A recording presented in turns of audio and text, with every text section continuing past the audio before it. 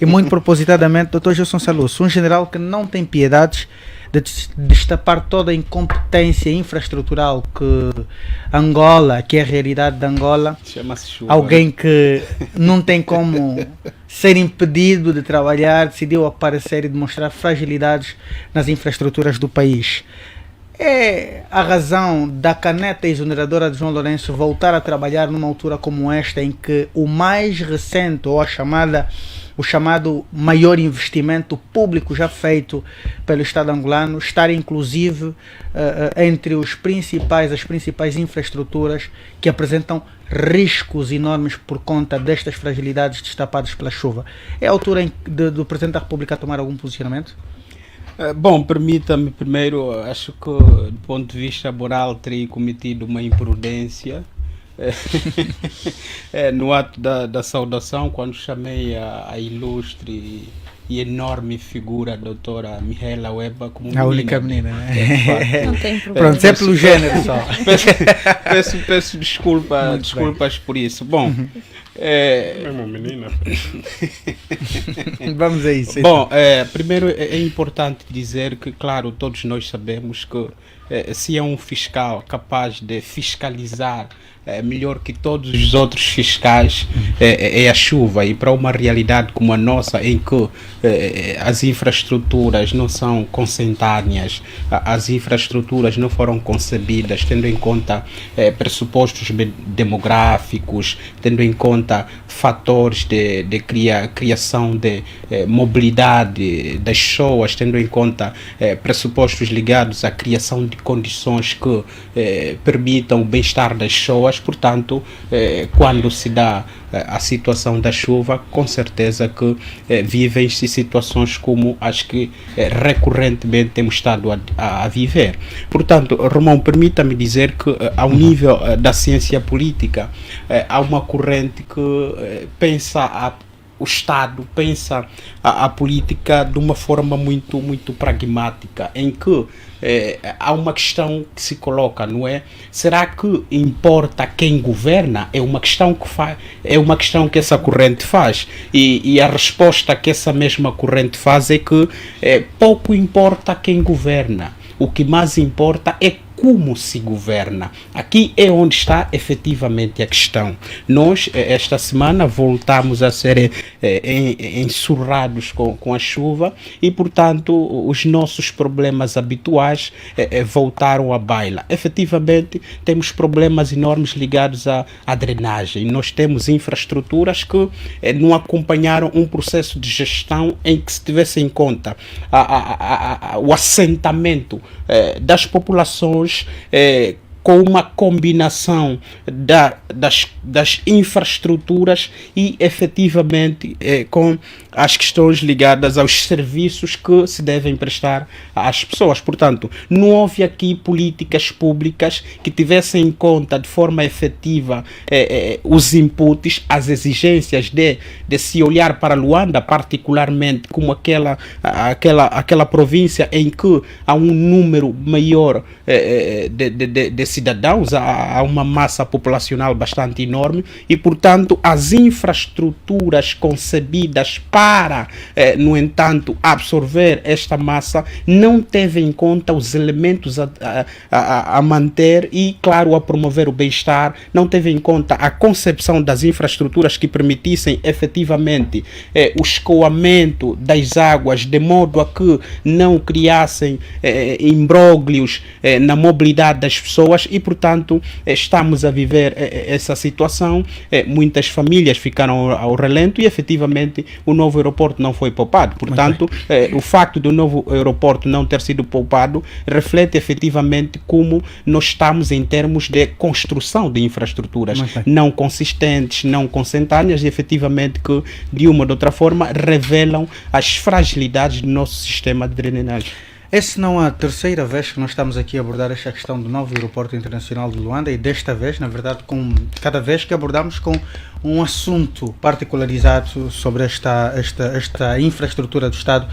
Doutor Ntonzinga, para a FNLA, como é que olha para o fato de, primeiro, ter sido feito vários investimentos, e não só o Dr. Gilson Salus ressaltou que não foram tidos em conta certos pressupostos que deveriam ser fatores consideráveis para evitar que uma derrocada acontecesse numa instituição como esta, que gastou não só 2,8 bilhões, mas mais do que 9,6 bilhões, de acordo com o jornal de Expansão, custado nos cofres do Estado. Como é que olha para esta situação? Olha, em nosso entender, eu não vou entrar na profundidade dos fatores que o meu predecessor acabou de enumerar aqui acertadamente. Ele foi mais ao fundo, abordando as questões na componente científica, onde ele elucidou as questões que têm a ver com fatores geológicos, demográficos e outros tantos. Eu vou incidir a minha abordagem na componente política mesmo. Dizer que, em primeiro lugar, na questão climatérica, o que devo dizer é que as quedas pluviométricas estão no início da sua temporada. Nós estamos ainda no início, já há esse tipo de derrocadas. Espero, quando chegarmos em março e abril, não haja uma situação catastrófica. Esperamos que isso não aconteça. Bom, em termos do programa do governo, que o MPLA anda a divulgar, que é no quadro da diversificação da economia, eu acho que é paradoxal. Paradoxal porque o que deveria ser o prioritário, que é o setor primário, que é a agricultura, para erradicar a fome, foi posta de parte, tendo escolhido a construção deste aeroporto colossal, esse gigante, que gastou, conforme disse aqui o Romão de Jesus, acertadamente cerca de 9 milhões, mil milhões, aliás, são cerca de 10 mil milhões. Com uma diferença abismal daquilo que foi divulgado na sua mensagem, no discurso do Presidente da República, de 2,8 mil milhões, com uma diferença de cerca de 7 mil milhões, que ninguém sabe o paradeiro ao certo.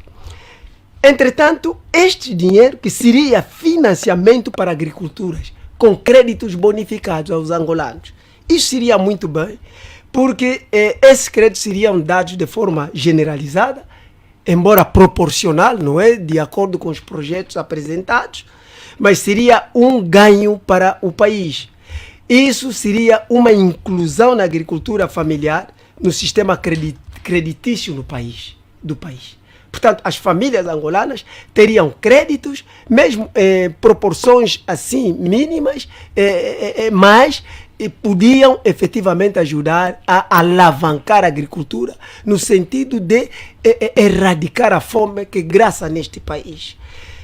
Portanto, nós a FNLA elencamos a liberdade de terra como a palavra mágica que nós temos, que congrega, que sintetiza toda uma vida de uma nação, onde a parte política está na liberdade e a parte econômica está na terra.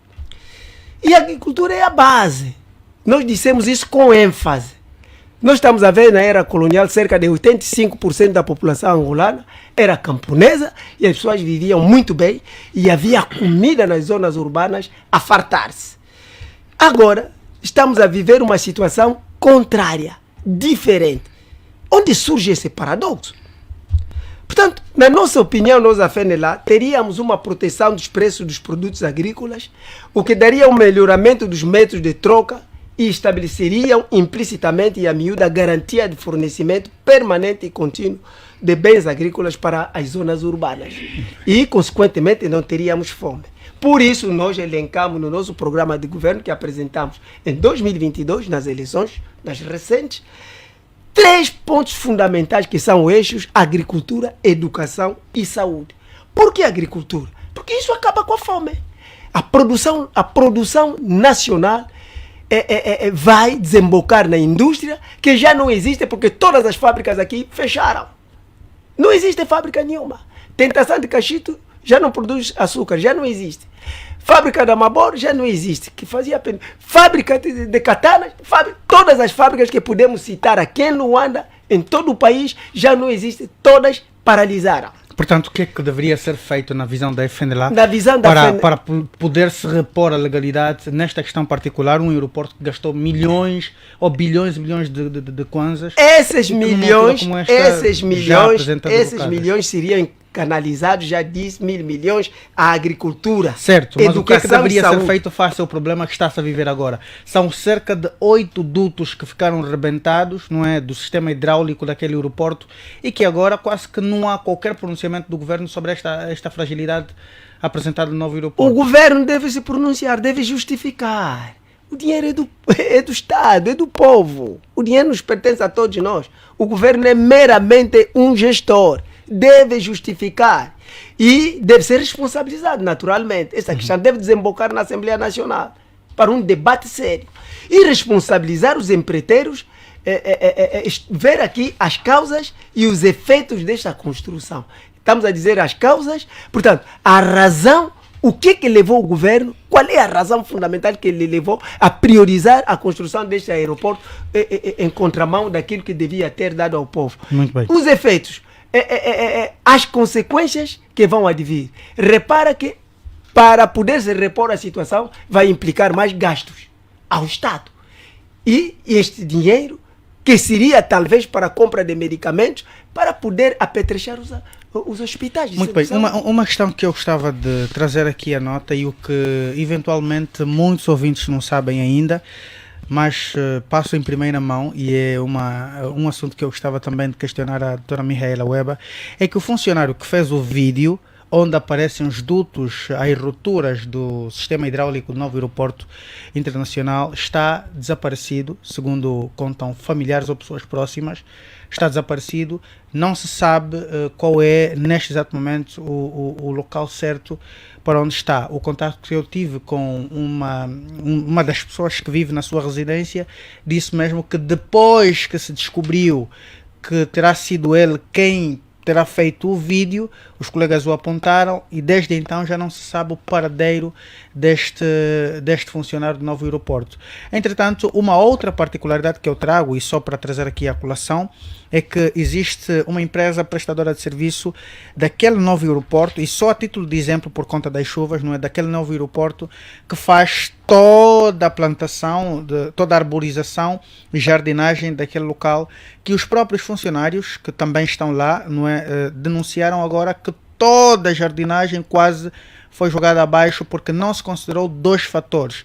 A manutenção daquele aspecto, foram forçados a pimentar todo aquele espaço para terem a inauguração que estava prevista muito para breve e receber o Presidente da República, mas não conseguiram fazer manutenção. Eles decidiram cruzar os braços porque estão há 2 meses, agora para 3, que não recebem os seus ordenados, e no dia que o Presidente da República foi inaugurar aquela infraestrutura, foram todos retidos dentro de um contentor sem que pudessem estar ali, porque eles pretendiam manifestar na frente do Presidente da República. Como é que a doutora Mihaela Weber olha para esta situação, considerando o fato de ser uma constitucionalista? Bom, antes de responder à sua questão, devo dizer que esta semana foi uma semana particularmente triste, sobretudo porque perdemos um grande cantor angolano, estou-me a referir ao Rei da Costa, elemento integrante e vocalista do grupo Sassa Chokwe. Perdemos também Sara Tavares, e nas palavras da deputada Irina Ferreira, que escreveu no seu Facebook, dizia que a lusofonia perde uma das melhores vozes de combate pela emancipação e afirmação cultural. E perdemos muitos cidadãos angolanos por causa das chuvas. E infelizmente a Huila, até o momento que sei, foi a província com mais vítimas mortais, chegando à cifra de 11 cidadãos. Portanto, quero aqui expressar as minhas condolências às famílias enlutadas e dizer que sempre é mau quando um ser humano parte para outra dimensão. Quanto à questão das chuvas, que eu gostaria primeiro de aflorar, devo dizer que a chuva é um fenómeno natural e, portanto, todos nós sabemos que depois de terminar o cacimbo, que oficialmente termina a 15 de agosto, este ano o nosso cacimbo estendeu-se para lá de 15 de agosto, foi até depois de 20 de setembro, ok? Já sabíamos que seria um ano com muita chuva exatamente por causa desse indicativo, porque infelizmente o mundo está todo em alteração climática e Angola não foge à regra. E já se tem dito na brincadeira que novembro está a rivalizar com abril e está a ganhar até abril. E portanto, quem conhece Luanda sabe perfeitamente que a nossa província, quer pela sua condição geográfica, quer pela sua condição geológica, é propensa a ter cheias. Já no tempo colonial teve uma grande cheia, salvo erro, se não me engano, no ano de 68, em que a Baixa toda ficou inundada e portanto, não é uma coisa que é nova. Mas ainda assim, quando se fez o alargamento da cidade, em termos de construção e de infraestruturas, deveria-se prever isso. E a previsão desse tipo de coisas deve ser feita com os melhores do mundo. É irem chamar mesmo quem faz os melhores esgotos, o melhor saneamento do mundo e chamá-los para vir fazer. Infelizmente, nós decidimos dar as obras às empresas que foram adjudicadas, a fiscalização a outras empresas também adjudicadas, são todos primos e parentes, e depois o resultado é exatamente esse. Nós estamos a ter esses problemas de saneamento básico exatamente porque continuamos no ciclo de corrupção. Quem deve fiscalizar não fiscaliza, quem deve fazer bem a obra não faz, quem deve fazer a manutenção da obra não faz, e depois quem paga são os cidadãos que perdem a sua vida por causa das cheias. Depois, há uma outra nuance que eu gostaria, uma outra vertente que eu gostaria de trazer aqui. Nós temos um cidadão, um engenheiro, António Venâncio, que tem estado recorrentemente a falar da questão do Rio Luanda.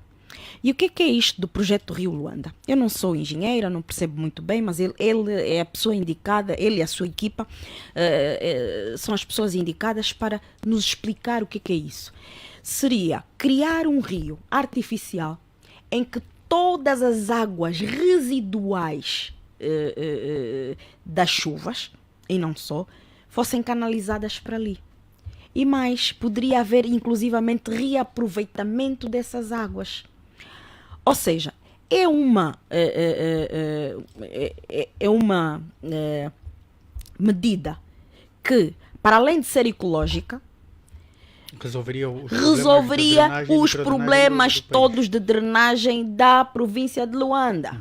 E por isso é que eles até deram o nome Rio Luanda, exatamente para Luanda deixar de ser o rio que é e ter um rio que canaliza todas as águas de Luanda. Ora, o que acontece? Ele já explicou isso aos grupos parlamentares.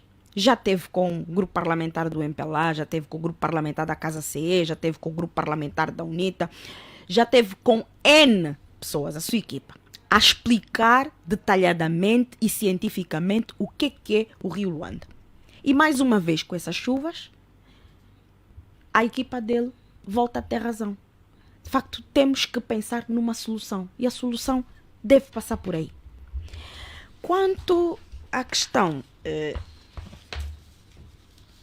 do funcionário que fez o vídeo estar desaparecido, eu penso que primeiro a família deve fazer queixa junto à polícia, uma esquadra de polícia. Para além disso, apresentar a sua preocupação se está com receio de que a vida dele possa estar em causa.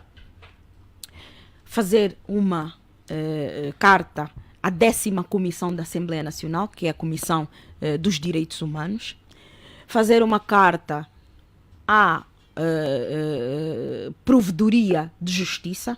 A nossa provedora é uma senhora que tem muita sensibilidade relativamente às questões de direitos humanos. E, para além disso, escrever também para as organizações nacionais e internacionais que lidam com os direitos humanos.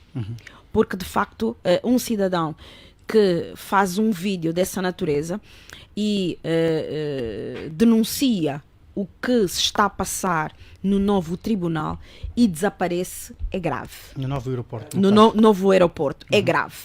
E, portanto, é algo que nós não podemos permitir que aconteça.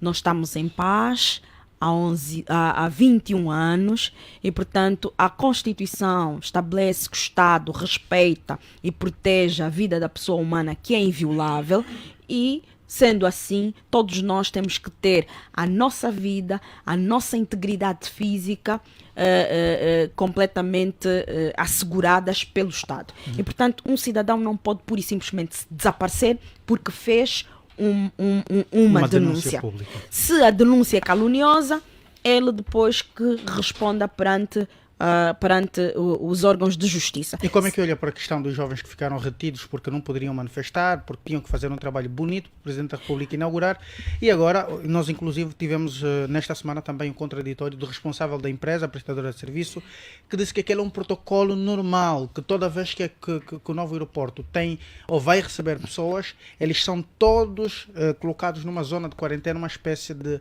retenção e proibição de circulação para evitar que eles causem alguma interferência no pessoal que estiver a visitar o novo aeroporto. Há alguma sustentação legal para esta atitude? É assim, não conhecendo as condições em que eles são colocados... É dentro de um contentor, segundo os próprios funcionários. Se é dentro de um contentor, eu posso considerar isso cárcere privado.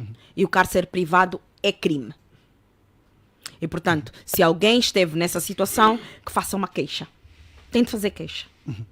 Tem de fazer queixa. Muito e, bem. portanto, o Ministério Público tem que abrir inquérito para efetivamente apurar o que é que aconteceu, porquê é que aconteceu e responsabilizar quem efetivamente cometeu o crime de cárcere privado de vários cidadãos. Muito bem. Doutor Cicato, fala-se da provocação de vários danos por conta das chuvas que se abateram pelo país durante os últimos dias. Entretanto, conforme já referiu no início da sua abordagem a doutora Mihaela Weba, só a província da Huila que saiu agora com cerca de 11 mortes e 14, não é? Agora de sexo masculino. muito bem. E pelo menos o resto do país que também sofreu com estes danos, pelo menos os dados não chegam a este nível. Entretanto, há muitos feridos e vídeos nas redes sociais a demonstrarem situações muito graves. E eu trago aqui à colação uma situação que no ano passado, quando da aprovação do Orçamento Geral do Estado, o ministro, penso que da Construção, terá dito mesmo que a prioridade seria para as ravinas, o que desde então, e o governo alocou uma série de um orçamento, vamos lá dizer, muito bigudo para a construção ou para o melhoramento das ravinas por conta das casas que estavam a ser engolidas pelas ravinas. Entretanto, essas mesmas ravinas são agora as causadoras de vários problemas, inclusive de mortes de cidadãos, porque até agora o governo não se atém a resolver estes problemas. Como é que olha para esta situação, este panorama todo destas consequências das chuvas por conta das ravinas, sobretudo? Olha, primeiro endereçar os meus sentimentos, pesar às famílias, portanto, as cerca de 60 famílias, de acordo com o novo jornal, cerca de 60 famílias cujos parentes perderam a vida nessa chuva. E também os cerca de 800 cidadãos cujas casas ficaram inundadas, portanto, com maior incidência aqui para o Conde Cubango, que resiste o número de 300 pessoas, e o Ambo com cerca de 26 pessoas que perderam a vida. Muito bem. Portanto, isto de um lado. Do outro lado, o problema da chuva não é um problema novo. Os meus colegas que me antecederam já aqui explicaram. O problema da chuva nos remete a um outro dilema que parece-me ser dos mais importantes. É discutirmos a governação do ponto de vista científico. Portanto, como é que são tomadas as decisões? Quem é que toma as decisões? Portanto, sobre o que é que são tomadas as decisões? Como é que são implementadas as políticas públicas? Portanto, só assim é que conseguiremos perceber este problema. Portanto, fazem-se estudos. No caso concreto do aeroporto de Luanda, foram feitos estudos. Quais foram os resultados do estudo? Quem é que fez o estudo? Quais foram as recomendações? Quem é que recomendou? E, portanto, nesta altura em que se está a fazer a construção, soube que ainda não terminou a construção do novo aeroporto e surge então esta falha. Há esta necessidade de se cobrar responsabilidade a quem foi dada para a construção do aeroporto. E porquê? Porque, apesar dos dados não corresponderem, mas 2,8 bilhões de kwanzas não são quaisquer dinheiro. Portanto, esse dinheiro saiu dos cofres do Estado. E se este dinheiro saiu dos cofres do Estado, o dinheiro do Estado é o dinheiro dos cidadãos. Portanto, há uma obrigação do próprio Estado, portanto, na pessoa do governo, aqui na pessoa do Ministério dos Transportes e outras entidades indexadas, a ter de esclarecer, a ter de explicar. Nós, os angolanos, precisamos conhecer as empresas que estão a construir. Precisamos ter informação detalhada do porquê que houve esta falha e depois como é que se vai resolver e depois quanto é que o Estado vai novamente gastar para repor estas falhas que aparecem. Quanto às chuvas no geral, em Luanda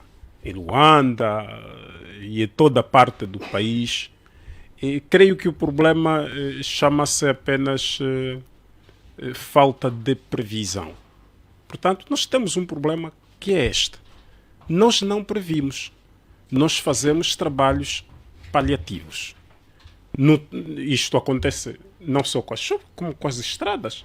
No período nesta altura é que cria-se já uma equipa de emergência, aliás, que começa já com a proteção civil e bombeiro e termina com os administradores. No dia seguinte, após a chuva, está todo mundo na rua, com carros, sirenes e tanto mais. Portanto, supostamente a ajudar aqueles sinistrados, que se deveria evitar esta sinistralidade. Portanto, nós não prevenimos. O que deve acontecer aqui é exatamente os cidadãos exigirem dos governantes a ter de governar. Portanto, governar é previsão. Para além da tomada de decisões, o primeiro elemento essencial da governação é prever os factos. Mesmo, por isso é que o Orçamento Geral do Estado é aprovado antes do ano começar. Está a dizer, então, exatamente porque devem-se prever as despesas e as receitas. Está a dizer que o Presidente da República e o seu governo têm governado para o pleonasmo de improviso? Isto não tem de ser eu em pessoa até a dizer, tem de ser a própria prática. Aliás, Luanda todos os anos não é possível que passa na cabeça de qualquer acadêmico sério neste país que o mesmo problema se repita 10, 20 vezes e temos governos. Portanto, nós não estamos ingovernáveis, nós temos o governo. Nós temos cidadãos que tomam decisões. Cidadãos a quem os outros cidadãos depositaram a confiança no período eleitoral. Portanto, esses que juraram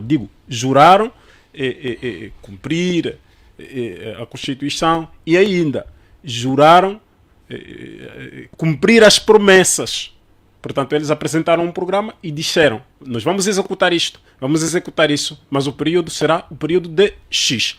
Ora, estes indivíduos, falando assim aos detalhes, estes indivíduos têm a obrigação de explicar. Significa, quando cai chuva, e ninguém me vem aqui com a história do tipo, chuva são, como é que chama isso? São calamidades naturais, são fenômenos naturais. Esqueçam isto. Hoje a ciência está tão evoluída que a chuva se prevê.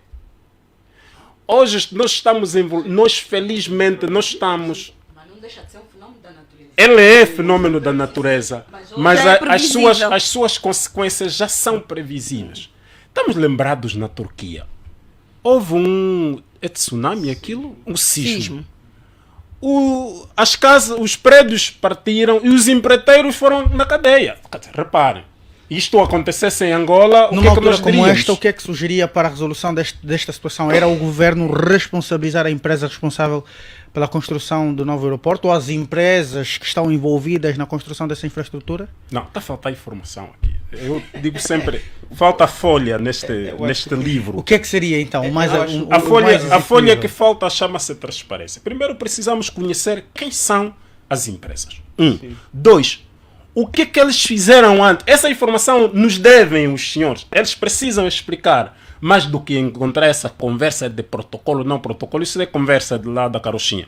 Precisam nos explicar quem são essas empresas, quanto dinheiro do Estado receberam, quando é que receberam, quanto gastaram, o que é que fizeram. Depois daí, vai depois se avaliar as entidades que têm competência para o efeito, se vale a pena continuar com essas empresas ou contratamos as outras empresas. Aliás, alguém que está a construir um projeto desta natureza e depois apresenta essa fissura, até seria a própria empresa, por uma questão até ética, chegar aqui à pública e dizer: olha, fui incompetente, não consegui, e portanto, senhor Estado, a parte do dinheiro que me deu, eu devolvo e portanto eu demito-me. Também podem se demitir as empresas. E por quê? Porque as consequências são maiores. Nós vendemos o sonho do desenvolvimento do país com este aeroporto. Houve até um colega meu que disse que já pode morrer porque o aeroporto está inaugurado. E portanto, nós dissemos aqui, aqui mesmo nestes microfones, nos outros microfones do país, vendemos um sonho de que o desenvolvimento estaria a voar do aeroporto 4 de fevereiro até o aeroporto da Kisama, não é? 44. No aeroporto Agostinho Neto. 44. Portanto, a partir daquele momento o desenvolvimento chegou. O desenvolvimento chegou na semana seguinte, o aeroporto tem fissuras. Portanto, tem que haver consequências. E eu creio que Doutor Gerson, nós estamos agora a 55. Só para acrescer alguns minuto, elementos, por favor. Um minuto. O doutor Cicato traz aqui uma questão muito interessante, né, que tem que ver com a necessidade de nós, enquanto detentores genuínos do poder, percebermos efetivamente quais são as empresas envolvidas, portanto, na construção das infraestruturas de forma geral no país. Eu acho que mais do que percebermos ou querermos saber quem são as empresas envolvidas nas construções, eu penso que todo esse problema gira à volta de uma única coisa. É um problema governativo.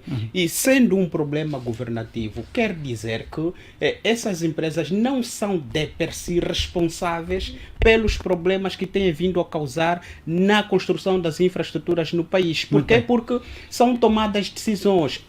Os governos são criados e concebidos para quê? Para resolver problemas. Seria, neste caso, o próprio governo a tomar a dianteira para responsabilizar as empresas? Quem toma decisões para a contratação dessas empresas é quem detém o poder. E, portanto, quem detém o poder tem que agir dentro de uma lógica. Não acha que as empresas deveriam ter, pelo menos, a moral de assumirem as debilidades que têm e de entregarem o resto do dinheiro conforme disse? Como é que foram contratadas? Essa é uma questão. Mas, mais do que isso, há aqui um braço a torcer que deve ser dado por quem define as políticas públicas no país, por quem tem poder. Por quê? porque, como disse o Dr. Cicato, as tomadas de decisões, elas resultam de avaliações. Ao nível da ciência política, há uma resolução de David Easton, né, ligadas ao sistema político. Mas, doutor, está a se alongar. Agora, vou ser muito rápido, vou já terminar. Uhum. Que tem que ver, claro, com a ação governativa.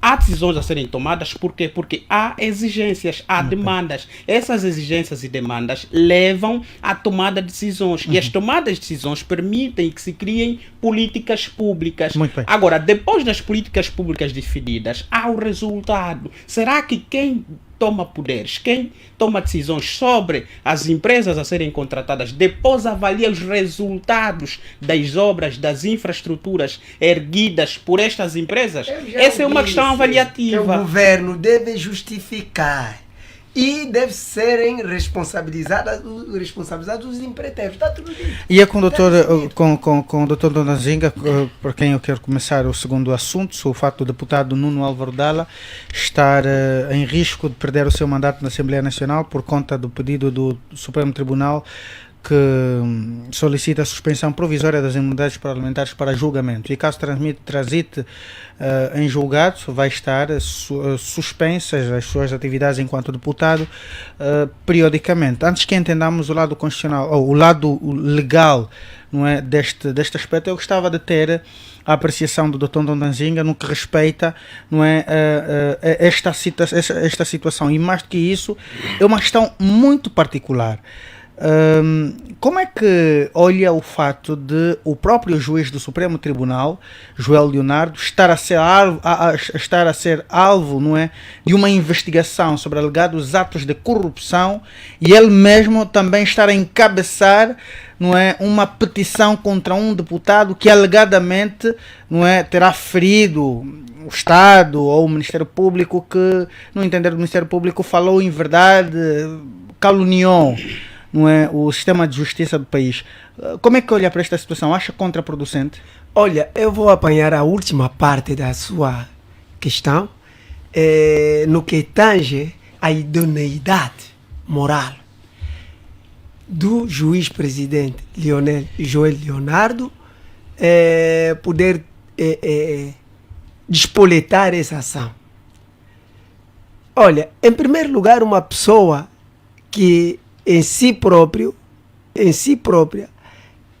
decora em situações desta natureza, o que o juiz-presidente do Tribunal Supremo deveria ter feito era demissionar-se, era demitir-se. Não iria estar a insistir de forma recorrente a dirigir o Tribunal Supremo pelas questões que lhe envolvem. Porque quem toma decisões contra os outros que tenham cometido deve ser exemplar, deve ter uma ficha limpa, não é uma pessoa manchada para depois ter a coragem de vir despoletar uma ação desta natureza. Agora, no que tange a componente constitucional ou jurídica do assunto, eu gostaria de fazer primeiro uma distinção. Aqui há dois pressupostos diferentes. Há um pressuposto que é suspensão de mandato, há outro que é perda de mandato. Uhum. Ok? E o que está aqui em causa é suspensão de mandato, não é perda de mandato.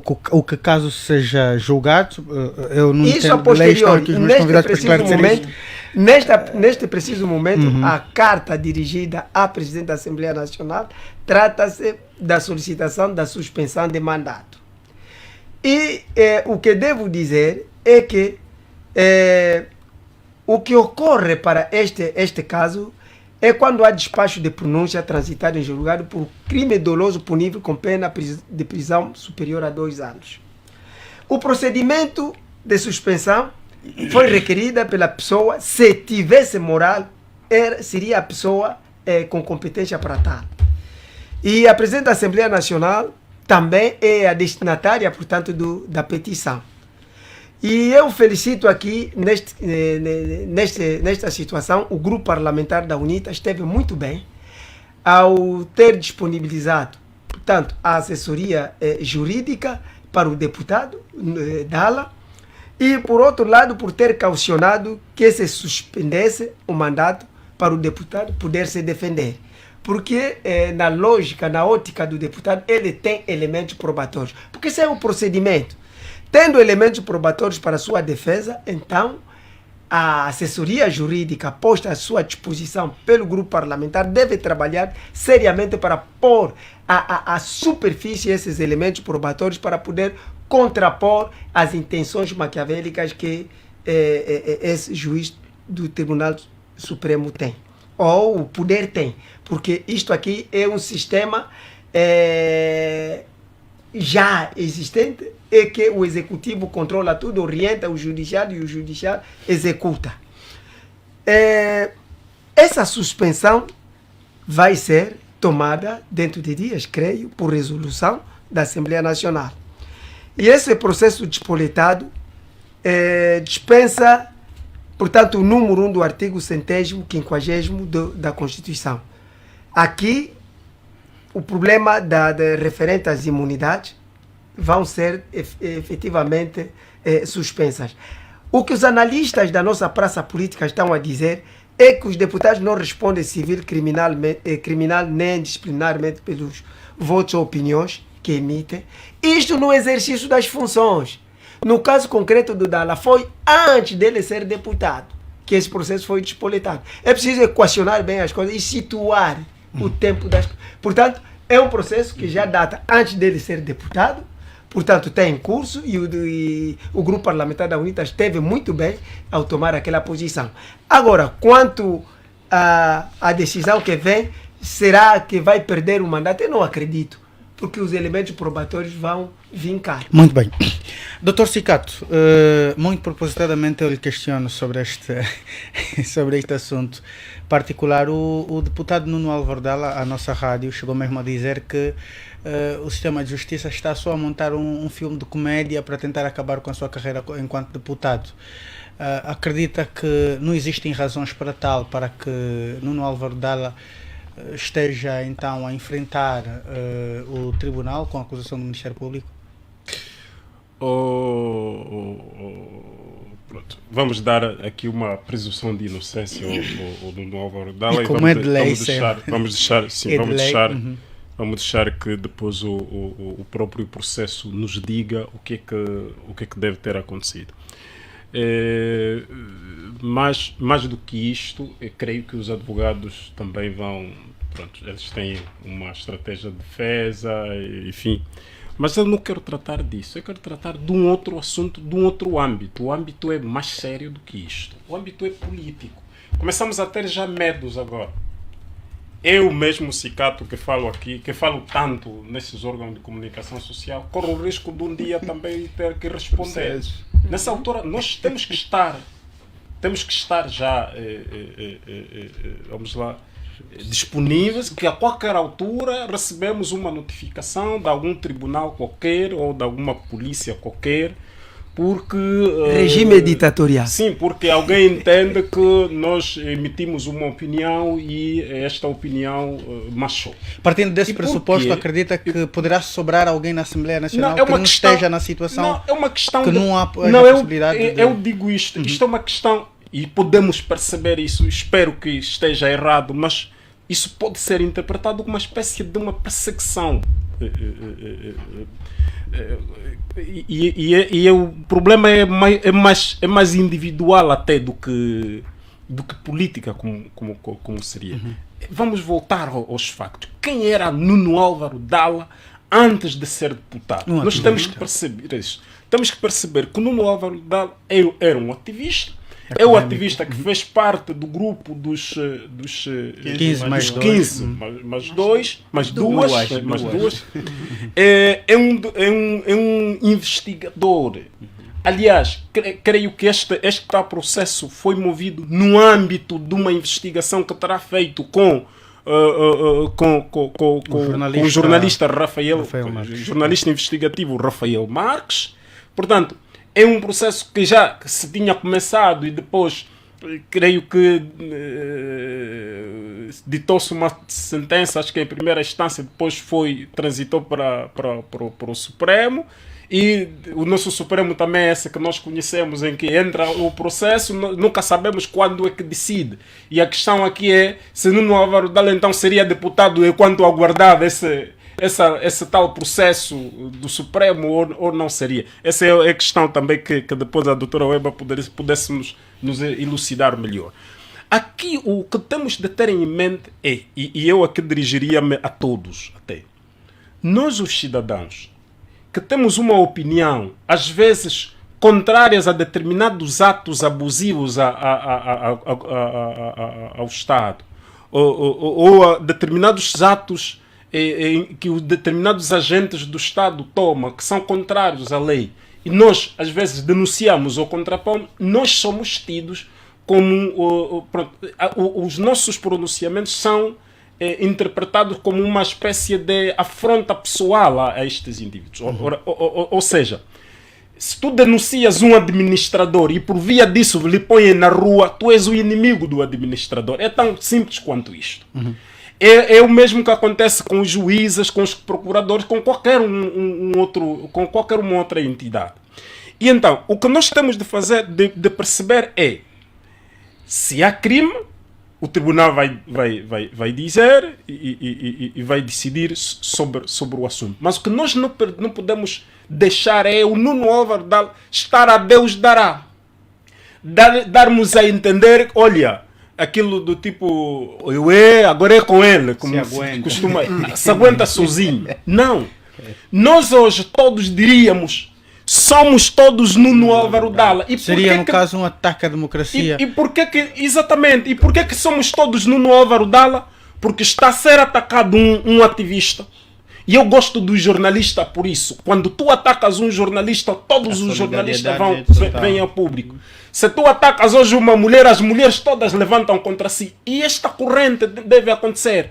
A nível dos ativistas, a nível dos investigadores, devem ser claro que não tem que haver uma linha vermelha. Portanto, os crimes sim são crimes, devem ser julgados, mas não se pode permitir, não se pode confundir, não se pode impor limites a um investigador, a um opinion maker, a um analista, limitações do que ele deve ou não dizer.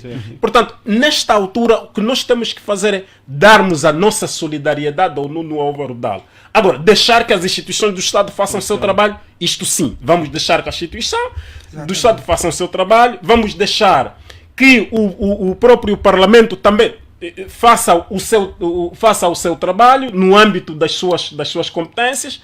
Creio que o grupo parlamentar da UNITA, a que o próprio Nuno Álvaro Dala faz parte, também está a fazer o seu trabalho. Anunciou há pouco tempo que disponibilizou assessoria jurídica para Nuno Álvaro Dala. Pronto. Mas o que nós temos de perceber é exatamente isto. Agora, quanto ao governo, isto está a ser preocupante. E para o governo essa é uma mensagem que eu quero passar. O presidente João Lourenço não pode nos dar a entender que no seu mandato nós somos livres.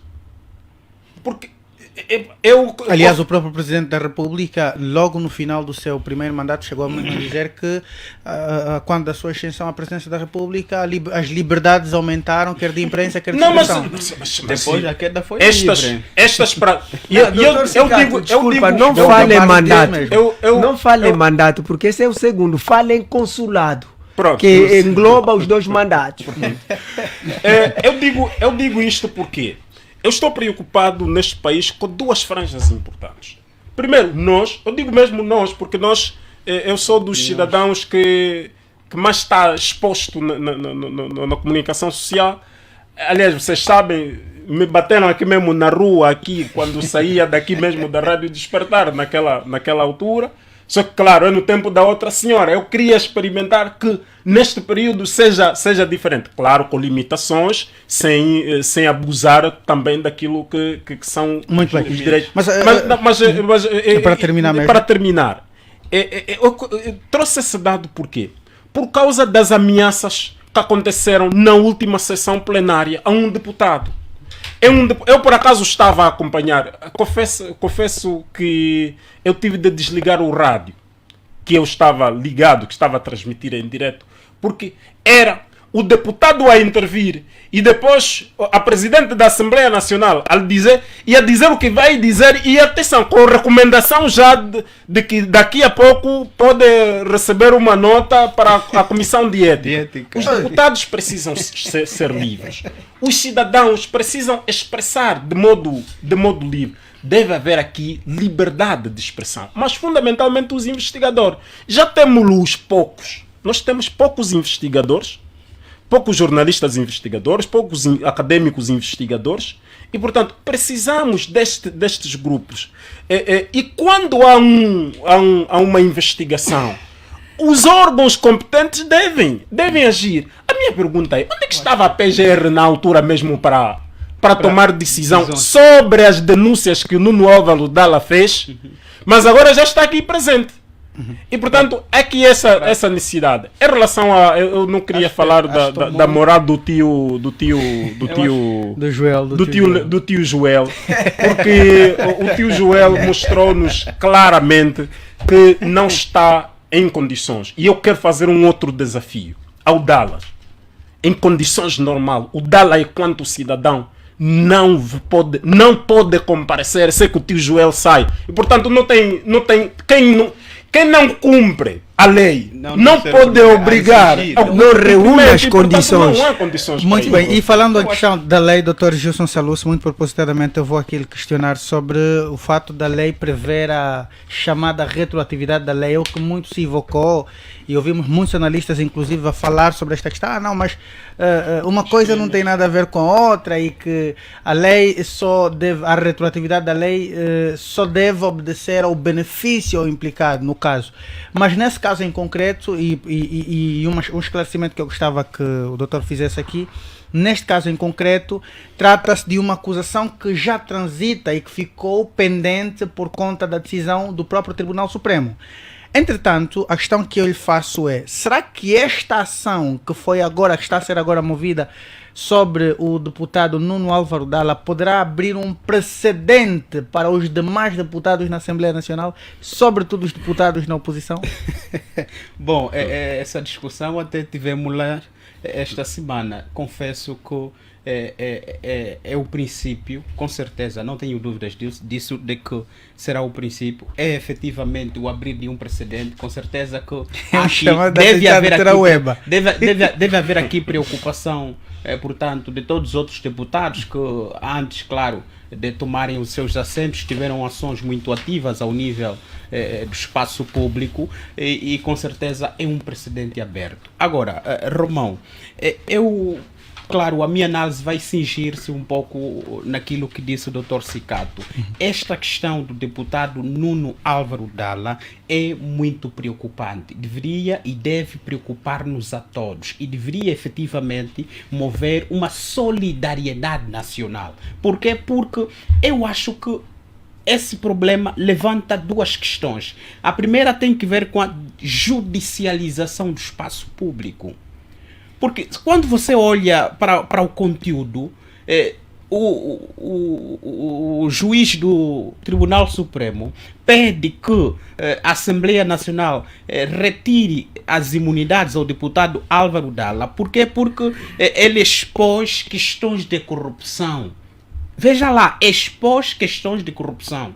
Portanto, aliás, fala em provas concretas para efetivamente justificar as denúncias. Enquanto cidadão, nos termos do usufruto dos direitos, liberdades que a Constituição lhe confere, claro, ao nível do artigo 40, ele tem o direito de informar e, claro, participar politicamente de todas as questões que dizem respeito ao Estado. Eu acho que há aqui uma tentativa por parte do Tribunal Supremo, efetivamente, de forma muito particular, do juiz Joel Leonardo, de judicializar o espaço público. E isso, claro, deve preocupar-nos. Por quê? Porque alimenta aqui o espírito de temor diante de todos aqueles que têm, é claro, a preocupação de participar politicamente das questões que dizem respeito ao Estado, que querem usar a esfera pública, no entanto, para emitir as suas opiniões, para trazer questões que devem merecer a atenção de todos nós. E eu acho que isso é chantagem política. política, isso é uma questão, isso é política. Não poderia Mais talvez do que uma entender questão- também como uma forma de manobra política para que o próprio MPLA no Parlamento e por conta das pressões que vem sofrendo nos últimos tempos ganhe tempo para contorno com outras nuances que pretende fazer da Casa das Leis?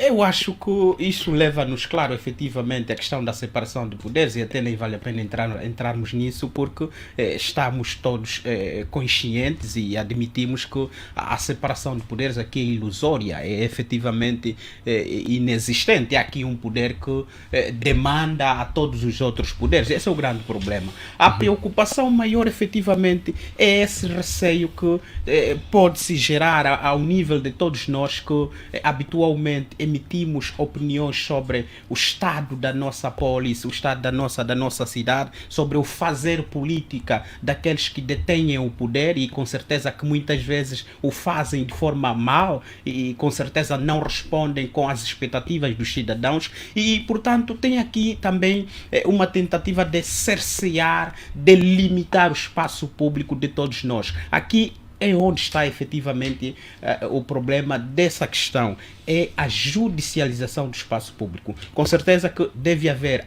entre todos nós, com certeza, efetivamente, uma solidariedade nacional ao deputado do Em relação a esta questão de solidariedade, acredita que há necessidade de maior consciencialização, sobretudo da franja juvenil, deputado Nuno Álvaro Dalla, justamente um jovem promissor e dos intelectuais que esse país tem, e aqui trazer aqui a colação uma situação a quando da exposição de uma jovem chofela, Angola foi toda chofela, quando a Londrina, Angola foi toda Londrina. É a vez de Angola toda ser Nuno Álvaro Dalla? Eu penso que sim, é a vez de Angola toda, todos os jovens moverem-se ao nível, claro, do princípio da consciência política, de que todos nós somos responsáveis em relação ao nosso Estado e diante disso temos que efetivamente empreender ações que visam salvaguardar princípios constitucionais, o nosso direito de informar, o nosso direito de participarmos politicamente da coisa pública. Neste caso, eu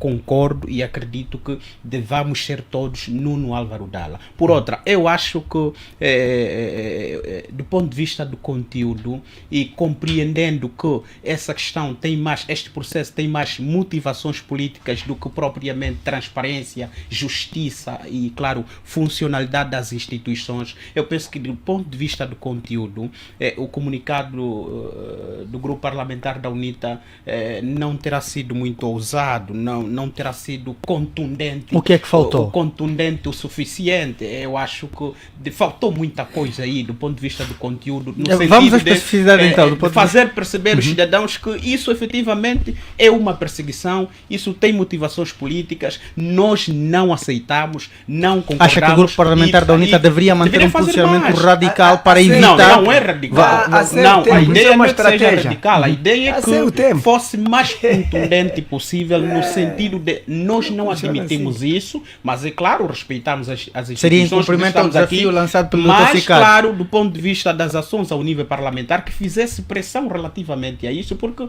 isso tem motivações políticas, é mais uma perseguição, e isso, infelizmente, os últimos anos do presidente João Lourenço têm estado efetivamente a demonstrar a todos nós que nós estamos numa decadência do Estado democrático de direito. Nós estamos cada vez mais a declinar do ponto de vista do cumprimento dos princípios orientadores da democracia, o respeito do Estado democrático, o respeito pela lei, o respeito pelos princípios normativos. Portanto, há aqui, claro, há analistas que não têm papas na língua e dizem que efetivamente nós estamos já efetivamente a uma autocracia. Esse é o nosso problema. Nós temos que defender o espaço público e com certeza todos nós devemos ser Nuno Álvaro Dalla. Lançando aqui dois desafios para o grupo parlamentar da UNITA. Primeiro para o deputado Nuno Álvaro Dalla, que não comparecesse ou não cedesse à pressão do Tribunal Supremo, e depois aqui que devesse haver um posicionamento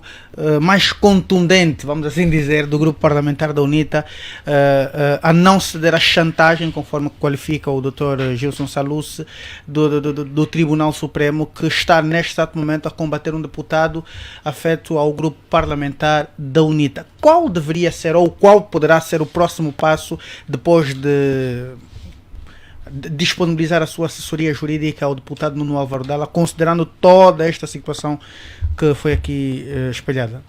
Antes de mais, eu devo dizer que os 88 deputados da UNITA, porque perdemos o deputado Eduardo Paulo, muito recentemente, portanto, na bancada só estão 89, retirando o Nuno Dalla, ficam 88. Dos 88 deputados do grupo parlamentar da UNITA, todos estão solidários com o Nuno Álvaro Dalla. E porquê? Porque temos plena consciência e certeza que este processo é um processo com motivações políticas. Assim sendo, se é um processo com motivações políticas, primeiro nós temos que, de modo pedagógico, ensinar os nossos cidadãos. Porquê? Porque nós estamos comprometidos com a democracia. Atenção, nós estamos comprometidos com a democracia. E se existem regras, e a Constituição estabelece determinadas regras, um determinado deputado é indiciado, há um despacho de pronúncia e o presidente do Tribunal Supremo solicita a sua retirada, a suspensão do seu mandato e a retirada de imunidades. Em princípio, nós devemos fazer o quê? Analisar o processo e depois decidir o que fazer. A Constituição obriga a que o plenário decida. E, neste caso, o plenário só precisa de 111 votos favoráveis. Que é o número de deputados que o MPLA tem. Que é o número de deputados que o MPLA tem. E, portanto, o MPLA pode sozinho assumir isso. Aprovar a resolução. Ok? Ou podemos todos nós assumirmos isso. Com a condição de sabermos que a justiça vai ser efetivamente realizada. Ok. Se não, vejamos. Quando, onde e como é que o Nuno Dalla publicou essa denúncia caluniosa? Porque, atenção, dos crimes pelos quais ele vem acusado, pelo que eu fiquei a saber, porque o processo ainda está em segredo de justiça, mas parece que todo mundo já viu o processo, ok? Mas pelo que eu ouvi, há a questão de difamação, calúnia e denúncia caluniosa. Injúria acho que ainda não ouvi. Mas se for injúria parece um bocado estranho, porque injúria o agente faz diretamente ao ofendido. E não acredito que o Nuno tenha ido diretamente ao tal procurador e falar diretamente com ele. De acordo com informações que foram circulando, inclusive o Novo Jornal terá avançado, inclusive, que das acusações consta justamente esta, injúria. Não, acho que esta é uma acusação que vai cair, porque a injúria implica que isso tenha sido feito diretamente ao ofendido. Eu estou aqui ao lado do senhor jornalista e digo: senhor jornalista, o senhor é caloteiro. Estou a fazer uma injúria. Diretamente. Okay? A difamação é feita através de terceiros, através de órgãos de comunicação social. Muito bem. Portanto, o que aconteceu foi isso. Agora, a minha pergunta que eu fiz antes, onde, como e quando é que a denúncia foi feita, é importante. Porque há um pormenor que nos estamos a esquecer. É que houve a transição entre o Código Penal de 1886 e o Código Penal atual. Se a conduta, a questão a imputar o Nuno foi realizada antes do dia 9 de fevereiro de 2021, aplica-se o anterior Código Penal. Por quê? Porque o novo Código Penal vem agravar a pena. E vou-vos explicar. O anterior Código Penal, no artigo 245, estabelecia o seguinte: aquele que por escrito, com assinatura ou sem ela, fizer participação ou denunciação caluniosa contra alguma pessoa diretamente à autoridade pública, será punido de 1 mês a 1 ano e suspensão de direitos políticos por 5 anos. Era o que estabelecia o anterior Código Penal. O atual Código Penal estabelece o seguinte no artigo 352. O número 1. Quem, por qualquer meio, perante a autoridade ou publicamente, denunciar ou lançar sobre determinada pessoa a suspeita da prática de um crime, com consciência da falsidade da imputação e a intenção de que contra ela se instaure procedimento criminal, é punido com pena de prisão de 1 a 3 anos ou com a multa de 120 a 320 dias. Então, é importante saber exatamente quando é que a conduta foi praticada. Número 1. Número 2. Saber se a imputação que é feita é de facto falsa. Só assim é que é caluniosa. Sim. Porque ela pode ser difamatória, mas ser verdadeira. Agora, se for falsa, aí sim é denúncia caluniosa. Porque se for difamação, o crime de difamação, o procedimento criminal depende de queixa do ofendido. Já a denúncia caluniosa não, é um crime público. Então, temos que ver efetivamente qual é a conduta que Considerando todos esses esclarecimentos, qual é a possibilidade de a ação do Supremo Tribunal afetar necessariamente a deputação do deputado, no caso, o mandato do deputado Nuno Álvaro Dalla? É assim, o Tribunal Supremo nós sabemos que não atua de modo rápido. Okay? Vamos supor que o levantamento da imunidade seja em janeiro. Ok? Só por suspender o mandato e lhe serem retiradas as imunidades, o deputado Nuno Álvaro Dalla tem que ficar 6 meses. Por quê? Porque o deputado que o vai substituir tem que ficar no mínimo 6 meses. Sim. Isso significa dizer de janeiro a junho. Ok? Se nesse espaço de tempo, janeiro a junho, o processo ficar encerrado, ele for considerado inocente, ele volta para o Parlamento. Se ele for considerado culpado, não volta para o Parlamento. Isto pressupõe Aí que acontece a perda de mandato. Aí acontece a perda de mandato. e isto pressupõe Atenção, necessariamente dependendo da pena aplicável a ele. Exato. Porque nos termos da Constituição, a Constituição alterou. E o artigo 145 da Constituição, que estabelece as inelegibilidades que tenham sido condenados com pena superior a 3 anos. Portanto, Ora, o crime de Difamação, calúnia, denúncia caluniosa, é punido com pena de prisão de 1 a 3 anos. Portanto, Logo, significa dizer que mesmo que ele seja condenado há 3 a anos, 3 anos, não perde o mandato. Por quê? Porque o artigo 145 da Constituição foi alterado. Portanto, Pena tudo isso está... superior a 3 anos. Anteriormente eram 2 anos. Está a assessorar o futuro juiz que vai tomar decisão. O futuro juiz não pode fazer nada além da lei. Nesses termos, há então alguma...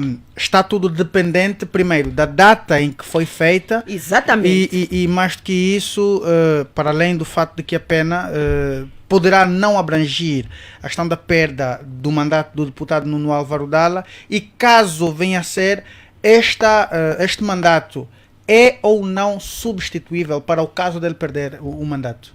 É assim, a partir do momento em que é suspensão provisória, o deputado é automaticamente substituído.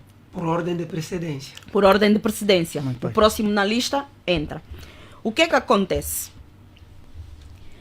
Se em 6 meses isso for resolvido, ótimo.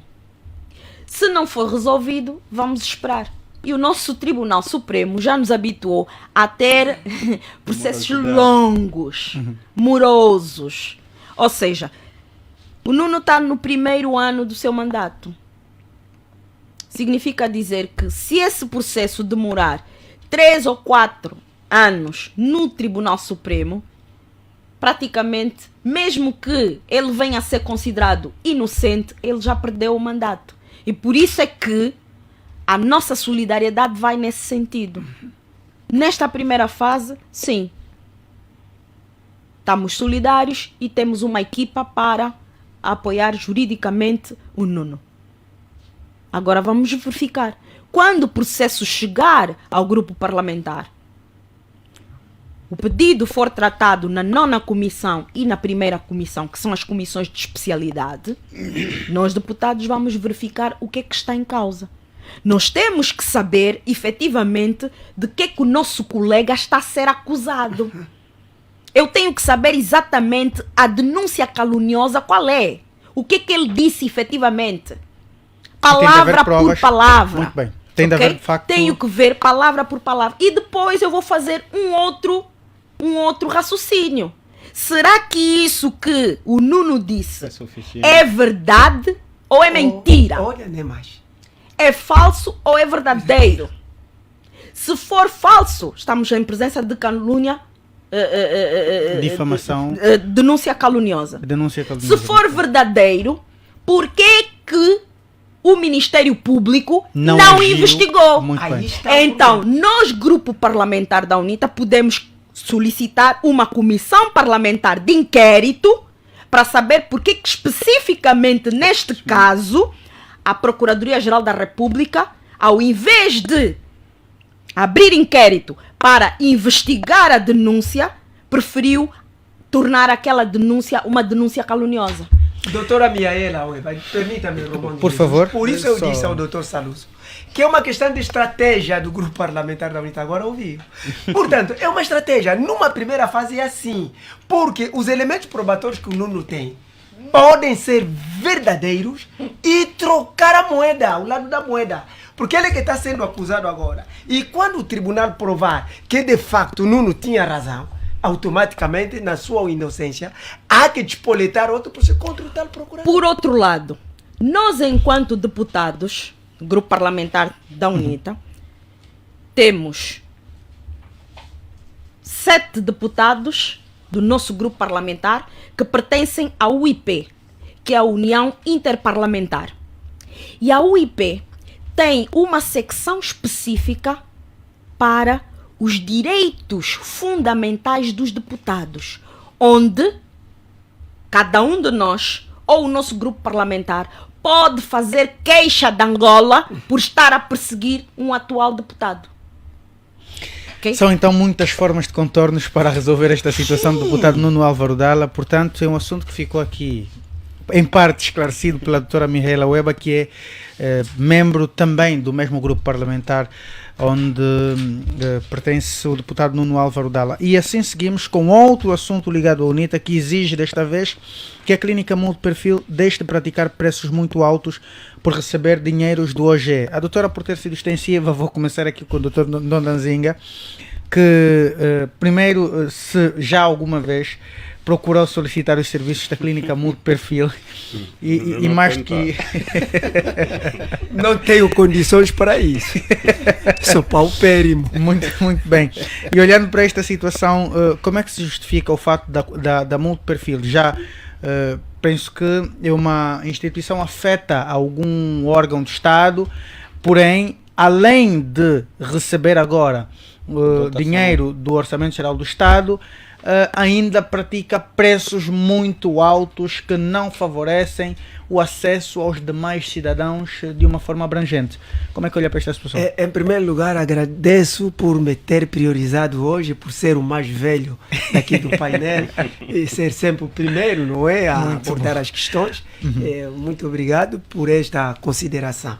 Relativamente à questão que me coloca, em primeiro lugar, eu devo felicitar a UNITA pela sua posição.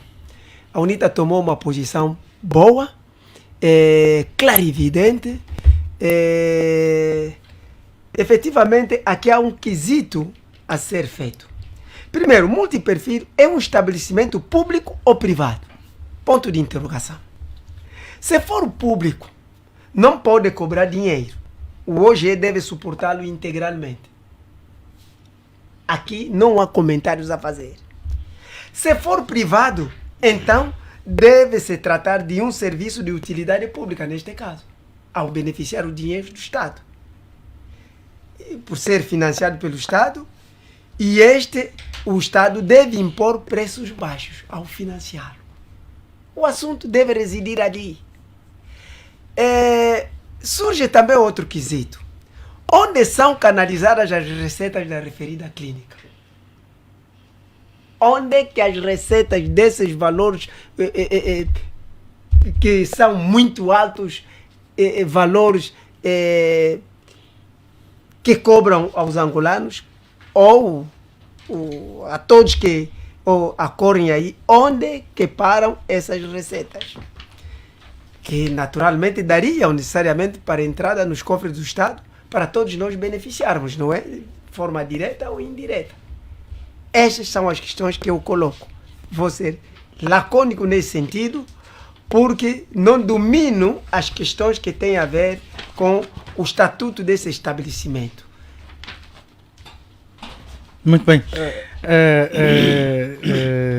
Uma outra questão, antes mesmo de terminar, não é? Fez aqui o reparo o meu colega Jorge Mendes Manuel, a quem endereçamos as nossas saudações, era em relação ao termo abranger, ao invés de abranger, conforme pronunciei. A questão que eu lhe faço é se a sua representação parlamentar, a representação parlamentar do seu partido, vai pelo menos apoiar este posicionamento da UNITA no Parlamento. Naturalmente. Mas, fazendo a questão, o Jorge Manuel fez esse reparo assim, não é? Sim, fez esse reparo a mim. Pode, para si, pode. Eu notei quando falou professor... em abranger. Eu podia o dizer, mas por questão de ética, não quis. Sim, professor, muito bem, muito obrigado, doutor. Nesse sentido. Agora, no que tange o grupo parlamentar misto do PRS-FNLA, efetivamente vai uníssono com a UNITA, apoiar. Naturalmente, ali na especialidade, durante os debates, vão esmiuçar essas questões. Eu vos expliquei a vez passada, não é? A semana passada, que nós votamos a favor. Não é porque estamos a apoiar integralmente o tal Orçamento Geral do Estado. Agora, estás a ver? As questões vão na destrinça para serem debatidas a nível da especialidade. Aí sim vão ser esmiuçadas e vamos apresentar os nossos posicionamentos caso a caso. E depois, na aprovação final, eu penso que o grupo parlamentar misto vai ser contundente nesse sentido. Muito bem. Portanto, a seriedade da nossa parte e tanto estamos a louvar essa iniciativa de ter descoberto essa situação da multiperfil. Doutor, passo agora para o doutor Cicato, que está também há algum tempo já sem falar. Doutor Cicato, como é que olha para esta situação e depois as questões que foram feitas aqui pelo professor Ndondanzinga, se é uma clínica pública ou privada, ou que de facto não está esclarecido ainda, e para onde são canalizadas as verbas alocadas, ou pelo menos as receitas desta instituição, que agora beneficia do Orçamento Geral do Estado? Olha, deixa-lhe dizer, primeiro deixa dizer aos deputados do grupo parlamentar da UNITA que já vieram tarde, mas mais vale tarde do que nunca. Portanto, é um ato extremamente importante. Eu creio que é elementar essa exigência, mas tem de ser uma exigência que tem de ter implicações mesmo, que tem de ter uma resposta concreta. Portanto, não pode ser apenas uma denúncia. Eu acho que se os deputados do grupo parlamentar da UNITA, no caso agora, que levantarem essa questão, tiverem o apoio dos outros grupos parlamentares, seria outro. Portanto, é muito bom terem levantado esse assunto, porque levanta outros vários por baixo dele. Vamos lá ver. A clínica multiperfil, portanto, em Angola é considerado como a clínica dos ricos. Portanto, é a clínica dos ricos. Alguns governantes, porque outros também não têm dinheiro para se tratar aí, por isso é que apanham um avião na primeira oportunidade e vão para o estrangeiro. Creio que não se justifica, de facto, se recebe uma dotação do Orçamento Geral do Estado. Claro, é paradoxal até que pratica preços muito altos. E eu até tenho uma outra apreciação a respeito disto. Eu sou daqueles que percebo que essas clínicas deveriam ser todas obrigadas a ter que atender todos os cidadãos. Não interessa a natureza, mas têm de atender todos. Depois o Estado pode assumir, mas a verdade é que essas multiperfis ou outras de outras naturezas que sejam necessárias. Não podemos criar aqui uma ideia de que há cidadãos com mais direito à vida e há cidadãos com mais direitos à vida, com menos direitos à vida. Portanto, hoje, quem é que vai para a clínica multiperfil? Quem é que vai para a clínica Girassol? Quem é que vai para, enfim, uma série de... os hospitais públicos, os ditos públicos, que nem o governante vai, nem o filho dele vai, nem ninguém vai. Esses são os ditos hospitais, os hospitais dos pobres, onde vão.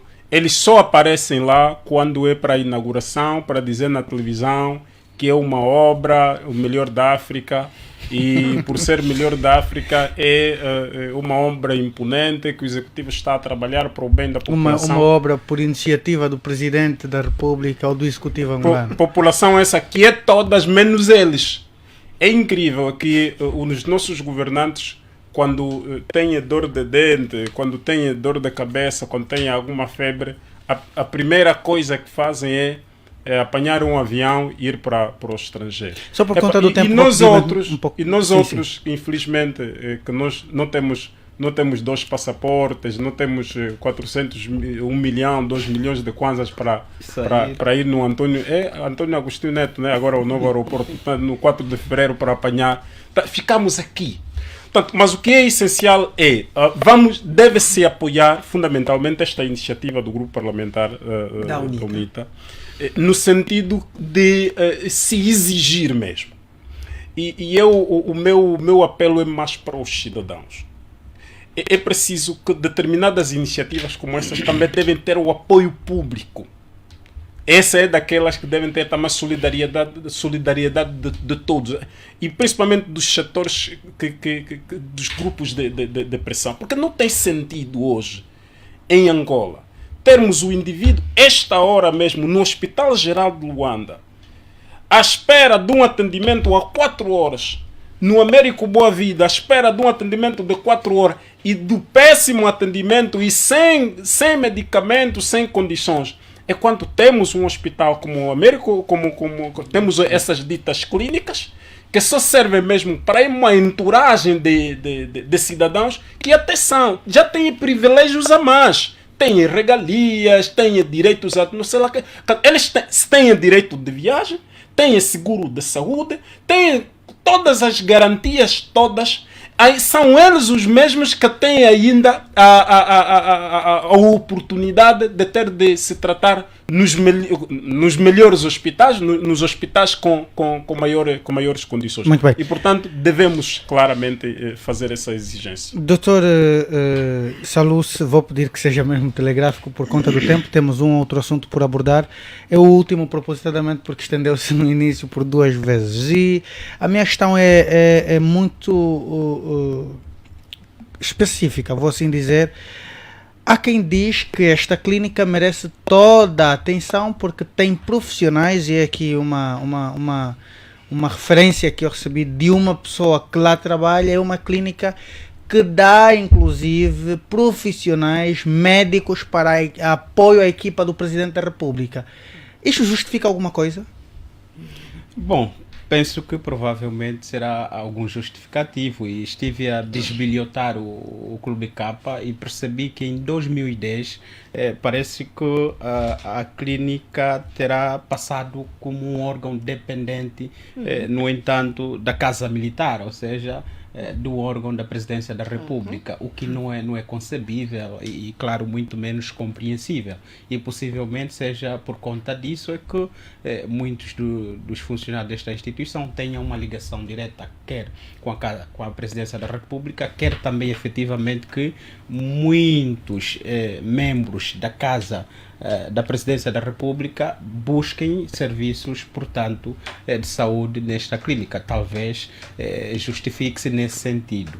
Mas nós entendemos que essa questão, quer da clínica multiperfil, quer da Girassol e de tantas outras clínicas que foram concebidas, foram erguidas com dinheiro público, com dinheiro do Estado, dinheiro de todos nós, e, portanto, cobrarem para efeitos de atendimento de serviços de saúde médica, é claro que levanta aqui uma questão constitucional. Porquê? Porque nós, ao nível da Constituição da República, nas tarefas fundamentais do Estado, nós temos aí um princípio que dita que é responsabilidade do Estado definir políticas públicas que garantam o atendimento de saúde pública a todos os cidadãos de forma gratuita e universal. Daí é que pensamos nós que não se justifique, portanto, a existência desses preços altos ao nível de uma clínica que foi concebida com o dinheiro do Estado. Por outra, eu acho que a UNITA devia ter ido mais longe. Por quê? Porque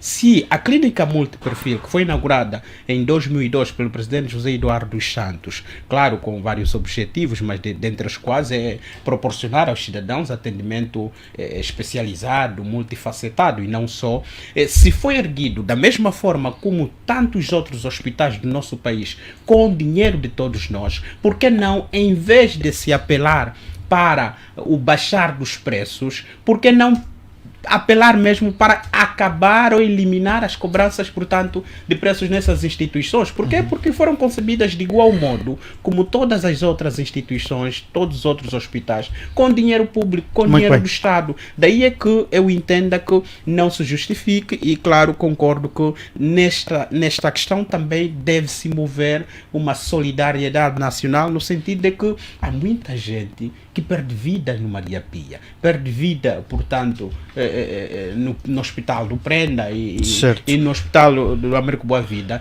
e quando outras, em pouco tempo, são atendidas e, claro, são salvas nas clínicas que foram concebidas com o dinheiro do Estado. Não é concebível. Doutora Mihaela Ueba, como é que olha para esta situação, e depois a crítica que foi feita aqui pelo doutor Cicato, que disse que este posicionamento da UNITA já vem tarde, e garantiu ou prometeu responder-lhe?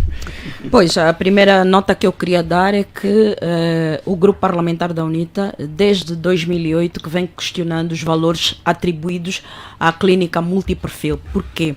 Já em 2008, o valor atribuído à clínica multiperfil rondava mais de 50 milhões de dólares. Ora, agora em 2023, a verba está em 12 milhões de dólares. Na altura, em 2008, nós estávamos com eu chamo os 16 magníficos deputados. E esses 16 magníficos deputados é que levantaram pela primeira vez a questão da multiperfil. Por quê? A multiperfil é uma empresa pública, todavia com gestão privada, ok? Recebe dinheiro do Orçamento Geral do Estado através do órgão de Estado Presidência da República. E a questão que se coloca é: se é uma empresa pública com gestão privada, significa dizer que não deve receber um único tostão do Orçamento Geral do Estado. Porque ela tem de se autossustentar. Por isso é que a Indiama não recebe dinheiro do Estado, porque ela se autossustenta. Só aquelas que são deficitárias, como a TAG, é que recebem dinheiro do Estado. Ora, O que se está aqui a tentar dizer é que se para a TAG nós entendemos que, sendo uma empresa pública e fazendo a sua gestão, nós não podemos interferir nos preços dos bilhetes de passagem, ok? Pelo tipo de serviço que é. Já relativamente à clínica multiperfil, não. Porque o seu core business é salvar vidas. E é a própria Constituição que vem estabelecer que o Estado respeita e protege a vida da pessoa humana, que é inviolável. Por isso é que na altura o doutor Sebastião Veloso, de feliz memória, enquanto ministro da Saúde no Gurne, tinha feito baixar uma ordem a todas as clínicas na altura existentes que tinham que eram públicas, mas com gestão privada, que os serviços primários de emergência não seriam cobrados. E foi assim durante muito tempo. Por ironia do destino, o Dr. Sebastião Veloso acabou por falecer na clínica multiperfil mesmo. Ou seja, o que nós temos aqui é um serviço que é um serviço básico, um serviço que é um serviço de salvar vidas, e salvar vidas dos angolanos, e atendendo que esta deve ser uma missão do próprio Estado, o Estado, tendo uma empresa pública que até recebe dinheiro do Orçamento Geral do Estado, deveria efetivamente permitir que os seus serviços ou fossem gratuitos, ou a contrapartida a ser exigida não fosse tão alta. Porque os preços que a clínica multiperfil faz são os preços do mercado. Às vezes até mais. E não faz qualquer sentido uma clínica que recebe dinheiros do Orçamento Geral do Estado ter esse tipo de prática. É nesse sentido que o grupo parlamentar da UNITA, desta vez, e os cidadãos não sabem, que desde 2008 que o grupo parlamentar da UNITA tem feito essa denúncia, todos os anos é feita essa denúncia, mas não sabem porque os órgãos de comunicação social, quer públicos, quer privados, ou não têm acesso à Assembleia Nacional, ou tendo acesso à Assembleia Nacional, fazem censura. Desta vez, quem veio noticiar foi o Novo Jornal. Ora, um jornal teve a coragem de vir dizer, olha, o grupo parlamentar da UNITA, os deputados do grupo parlamentar da UNITA exigem que a clínica multiperfil baixe muito bem as verbas que solicita. Porquê? Porque recebe dinheiro do Orçamento Geral do Estado.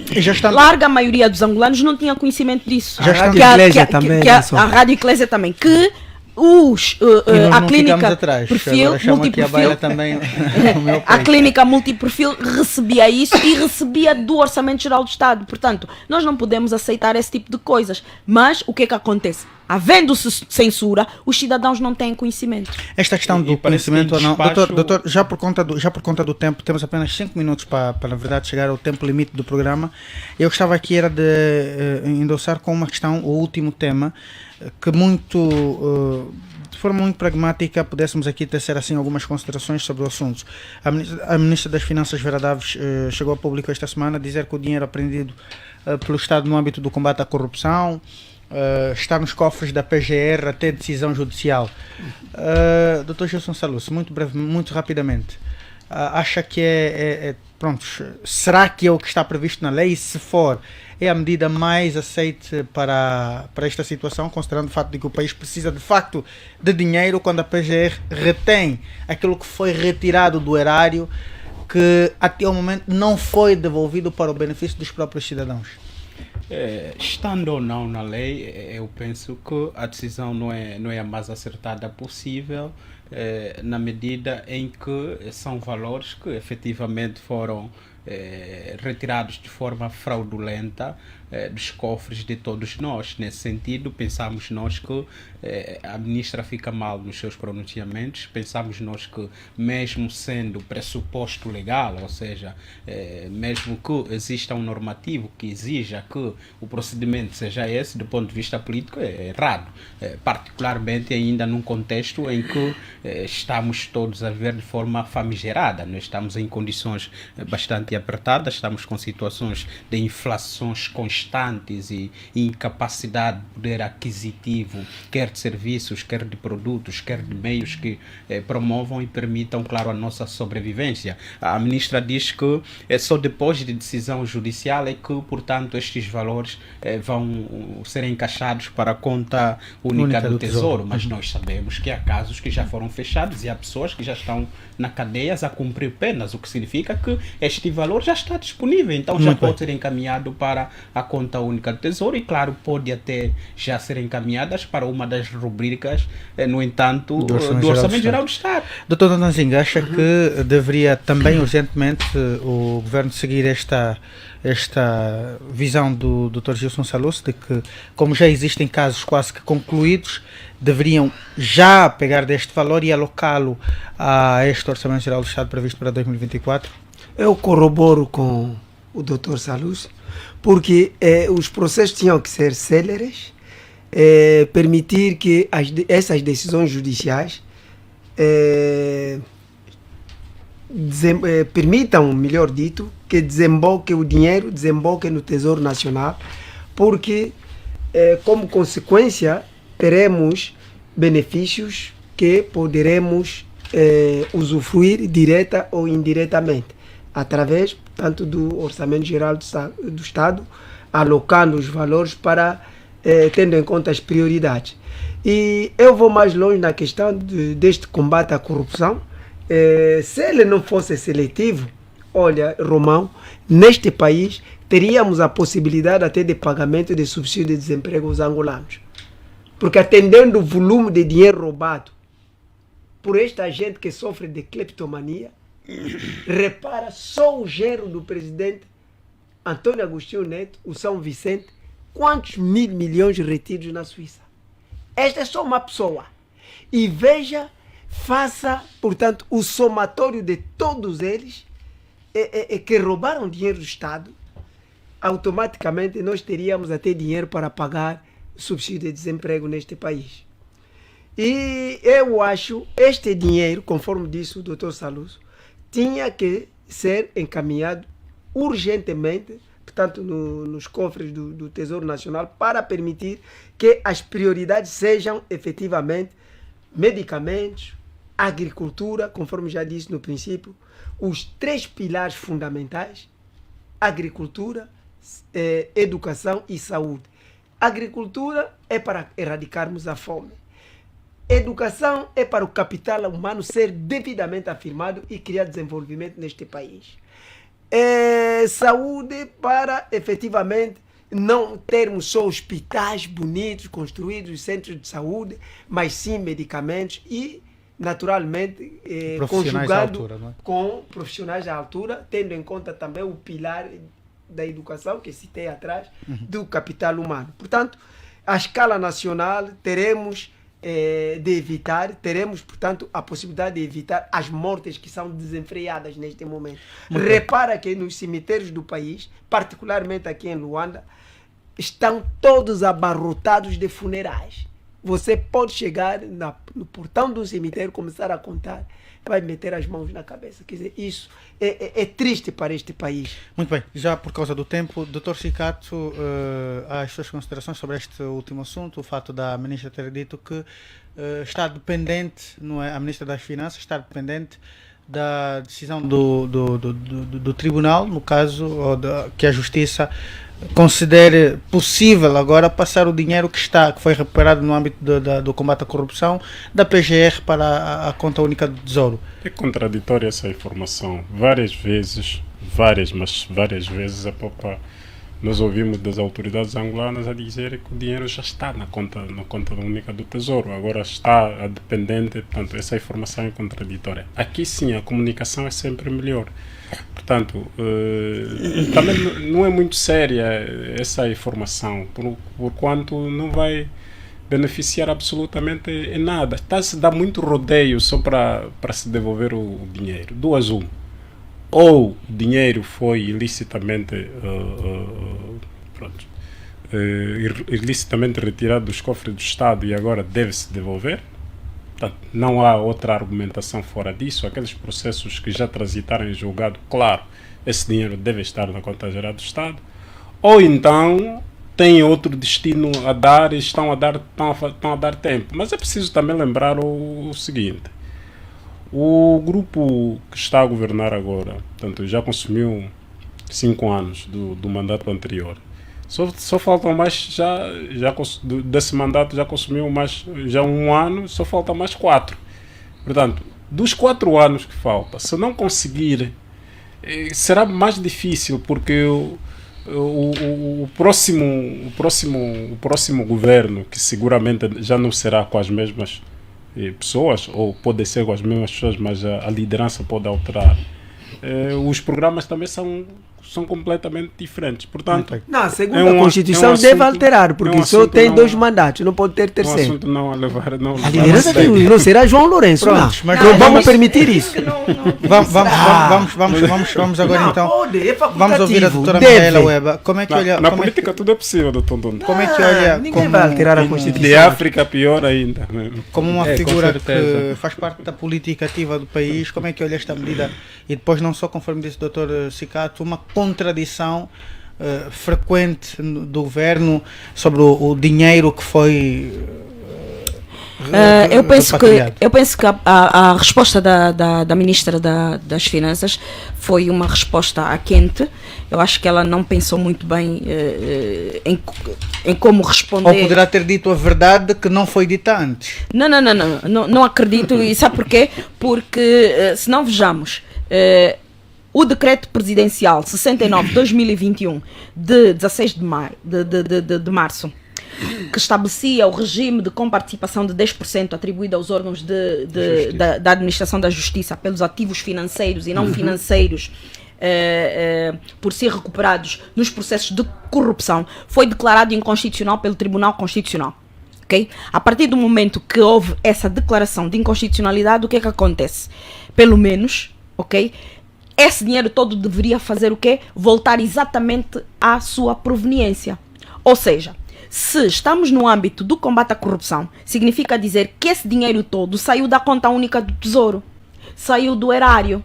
E se saiu do erário, então tem que regressar à conta única do Tesouro. Ora, a PGR não é uma instituição financeira, não é vocação da PGR ficar com dinheiro, reter dinheiro, ok? E gerir dinheiro. Não é vocação da PGR. Portanto, eu penso que a Ministra das Finanças respondeu mal a essa questão, porque foi apanhada, desprevenida, para poder responder à questão como devia ser.